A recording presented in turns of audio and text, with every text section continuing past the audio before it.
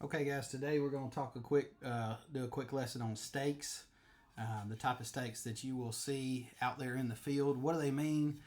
What are they used for? What is all the details here? So, one of the most important things is to stay away from the stakes. Give them at least 2 foot of room when you're grading around them. Even if you've got one up there on a pillar where you've dug all the way around it, 2 foot, 3 foot, it should stabilize where you're at. If you ever need to do an offset, I'll show you what an offset stake looks like.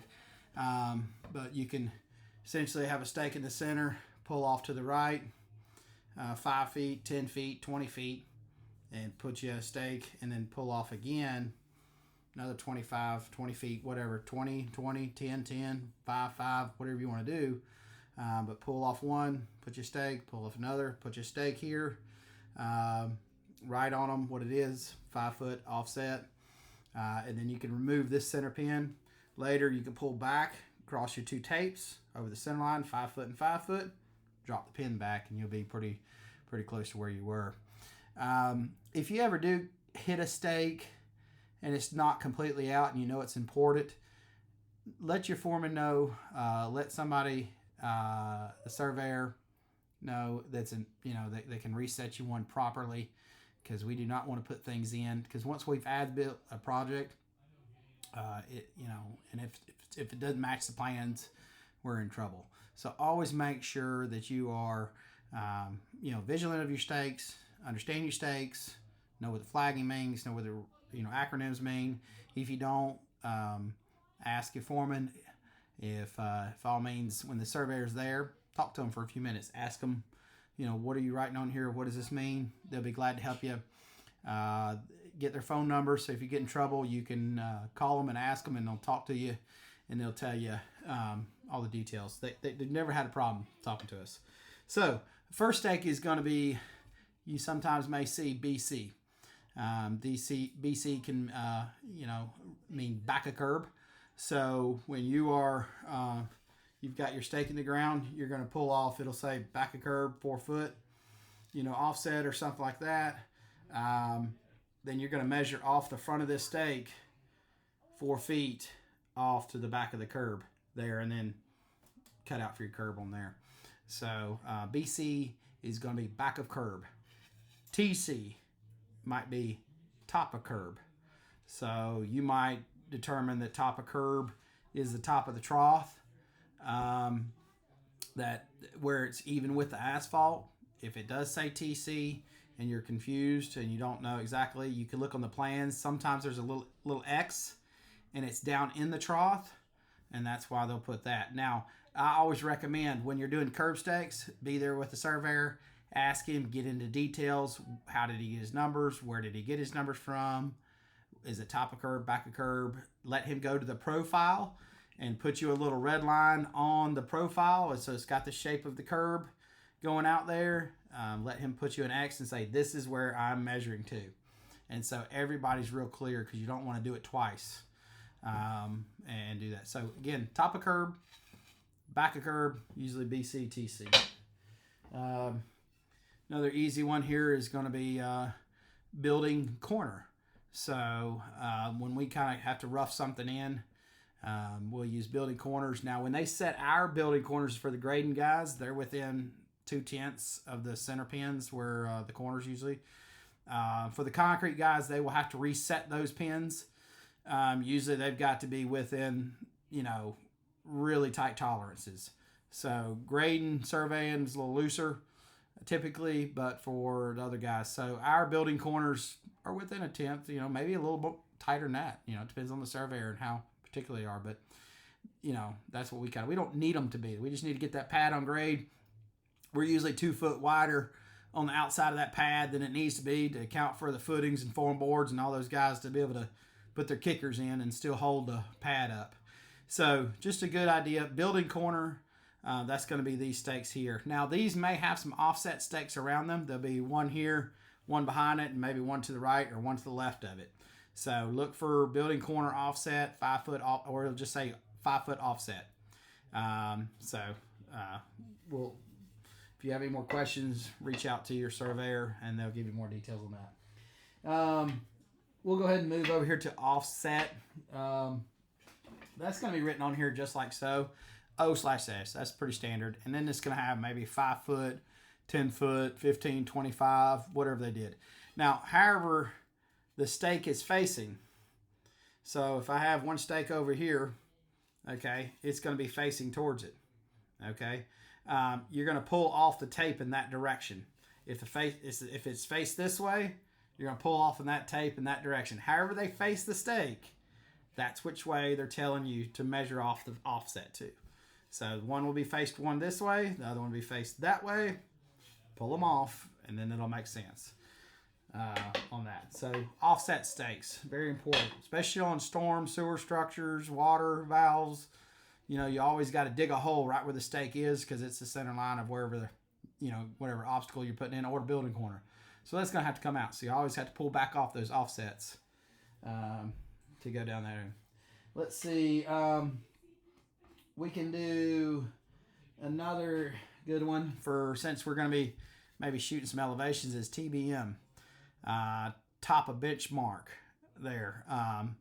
So usually that's a symbol on the plans. It'll be a circle with divided up in 4 quarters, 2 dark, 2 light quarters there, a little circle, and that'll signify a benchmark.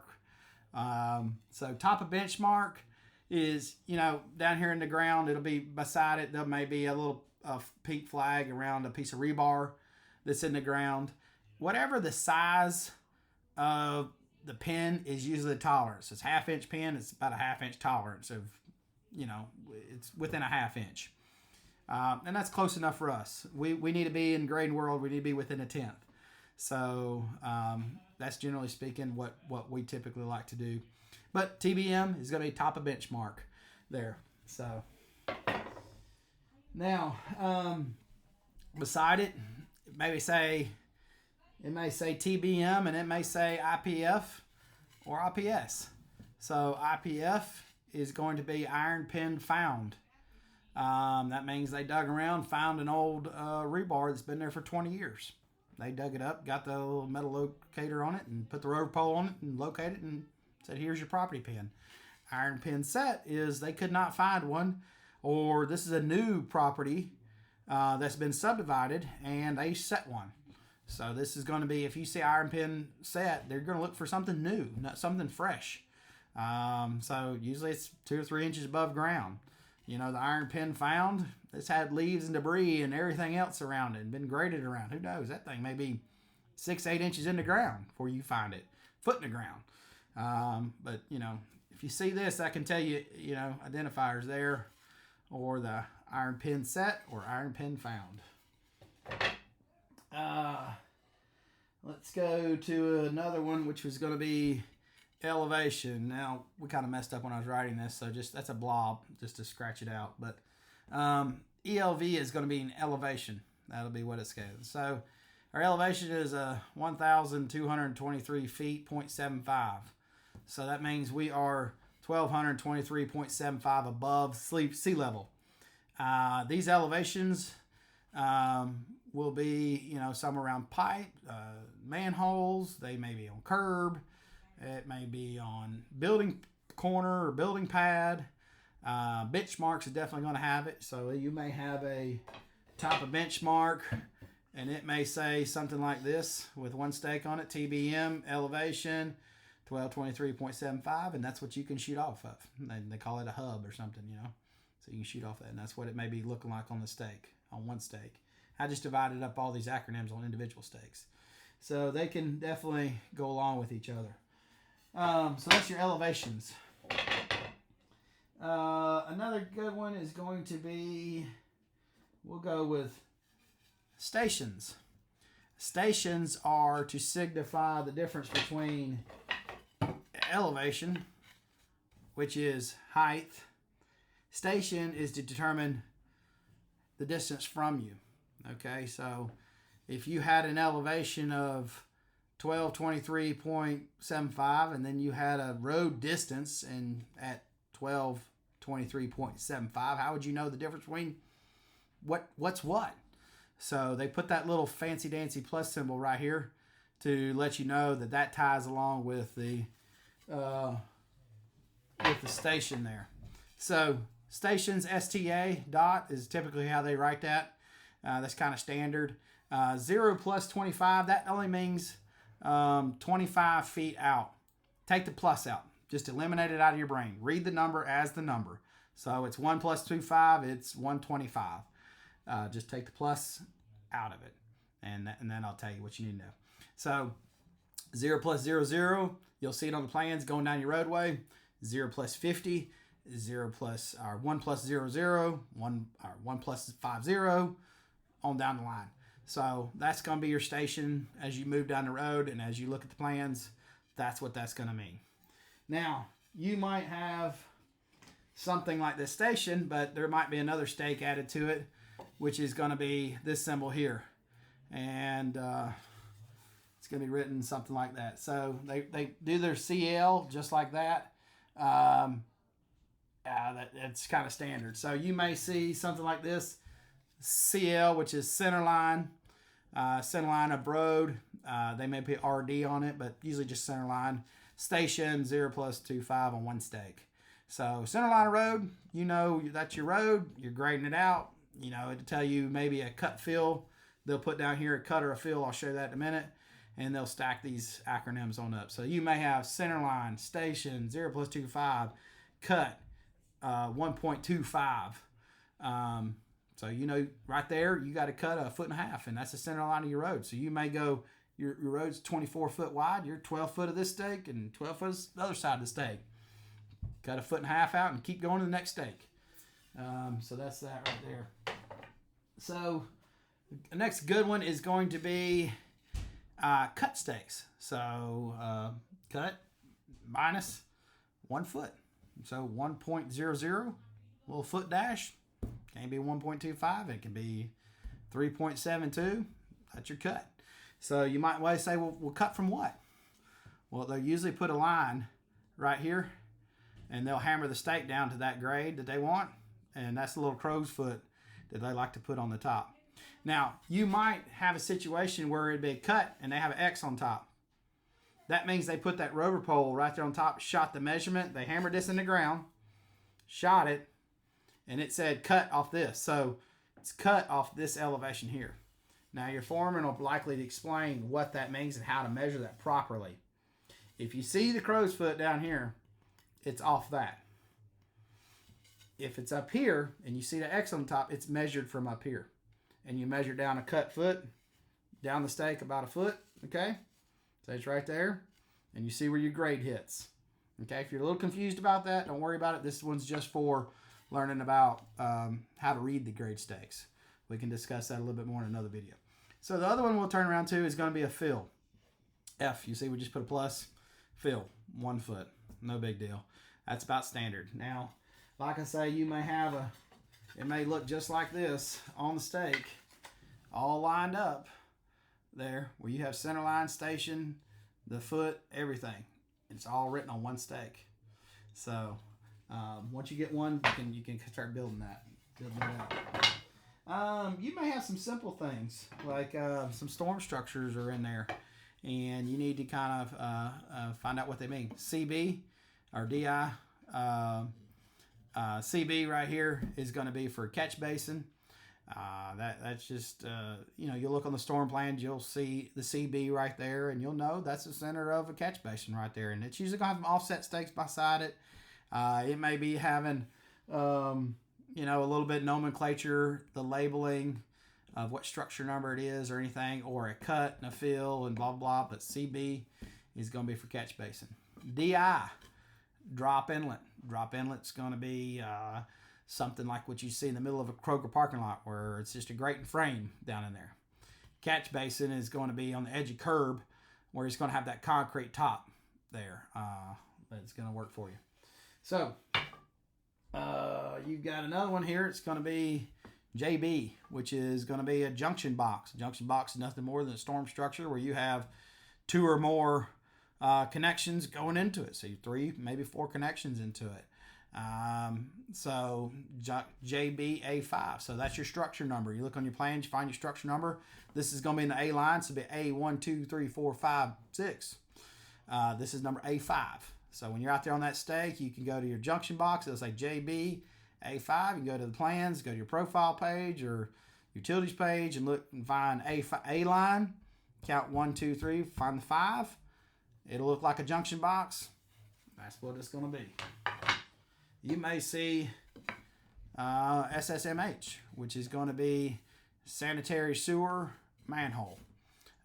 So that may be the manhole, and like I say, they may have stations on there. They may have what kind of structure it is. It may be a B line, a C line. They can fill this stake up. But if you know all of these, you can build out and understand each one of these stakes, and see what you can do there. But those are some generals on the stakes. If you are concerned about reading the stake and you're confused, maybe the surveyor's handwriting is not up to par, reach out to them. They'll usually pick up the phone. I've never not gotten a call back. They're usually field guys. They'll grab the phone call and take it and tell you what it is. If not, you can FaceTime on an iPhone, shoot them a video, shoot them a picture, text it to them. They don't have any problems. If you ever see the surveyor out there, sit down and talk to them for a second, see what they've got. If you ever have to set a benchmark on your job site, I typically recommend when you start a job, get the surveyor to go ahead and set you 2 to 3 benchmarks, usually at different elevations at 3 different points on the job site, so that you can, if one gets knocked out, you can take the other one. And I usually get them set behind the tree safe or behind the silk fence or something that's never going to be touched or any damage or run over or anything, so that you can trust that it's always going to be a real solid point for you to reference on. In case your stakes get knocked out, you can go back and shoot and at least get the elevation there. So, always when you, as a good operator, these things get knocked down and taken out. If you got some good ones, keep them on your truck. It's always nice to keep 10, 20 stakes on hand per truck. And whatnot. Now, when you're talking about the staking, also find out what colors he's flagging everything, or the surveyor's tagging all these things. They may paint them. See what they've got going on. That'll help you also identify. Green may be sewer. Blue may be water. Pink may be property line. So there's no telling what he picks for building corners, offsets. Sometimes they'll put multiple tassels. So they'll put blue on the building corner and blue and pink for offsets. So sometimes the staking can be a little confusing. Look at the way the stakes are facing. If there's offsets, there's going to be one right behind it facing it. One's not going to be like this. So this stake usually coordinates with another stake. Okay, so if they're facing each other, lined out like this, back to back, that usually signals that, and they'll be congruent. So you may have 3 stakes. The first stake being your manhole, actually where it's going there. The second stake there being a 10-foot offset, and the third stake being a 15-foot offset. So when this is gone, you hang the tape on the backside, go right over the top of this one, and you go a total of 15 feet out there. Then you can drop your original pin back down in the cushion, or drop your structure, and you're within real close of where that thing goes in. So, okay, if you have any more questions, feel free to reach out to me. I'll be glad to answer any of them, and good luck to you.